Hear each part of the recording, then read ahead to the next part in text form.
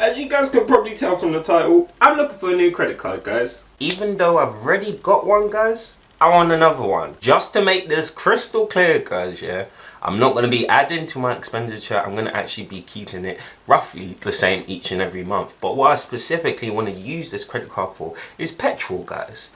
And by that, I want every time I spend petrol, like I would do normally with my debit card, I want to use my credit card instead, guys. So it's the same money I'm using, it's just a different card. And the reason is to just build up a better credit rating quicker. And to not much luck, guys, there's not much available online. As you can probably tell, the banks just don't want our people to succeed. Yes, they don't want us to succeed.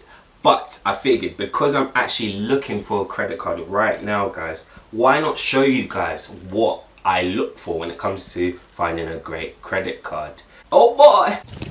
You know what you're watching. DS Learning Finance. Whoa.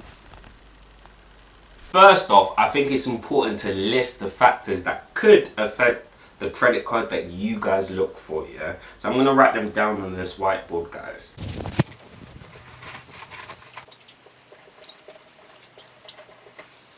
Now I know this is a long list, guys. There's 10 things to worry about, but I promise you, not all of these things, not all of these factors will influence the type of credit card you're looking for. The key part here in this video that I want you guys to take from it is to find out what each of these exactly are and whether it actually affects the credit card you're looking for in your scenario. See, straight off the bat, guys, yeah, annual fees are quite high up on my list. They're important to the type of credit card I want. I don't want a credit card with annual fees, guys, just to put it simple, yeah? So I'm going to put asterisks on that one.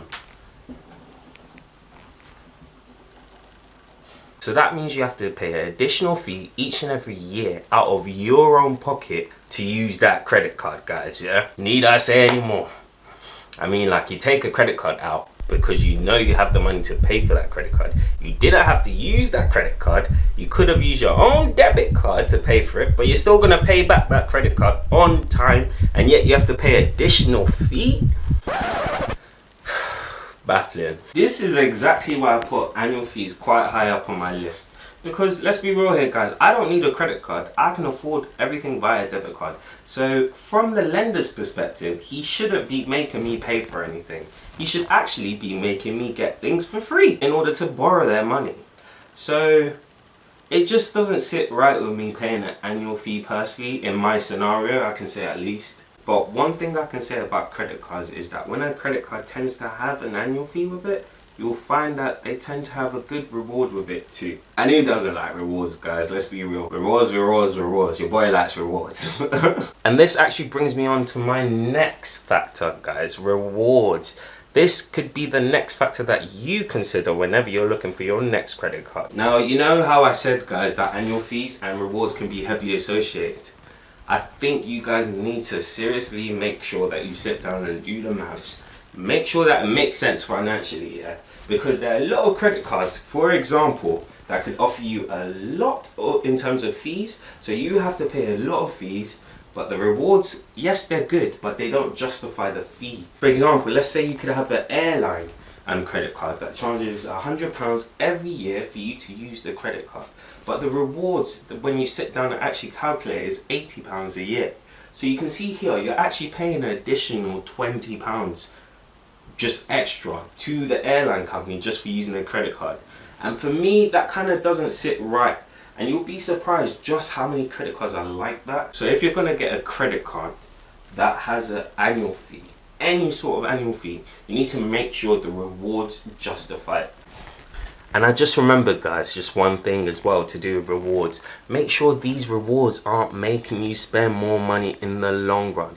Don't use these rewards as an incentive for you to spend more money and up your expenditure every month. Don't do that, guys, yeah? So for example, I've looked online and I can tell you this, M&S credit cards are quite rewarding for the point system. So the point to pound you put in is quite rewarding. It's one of the best available.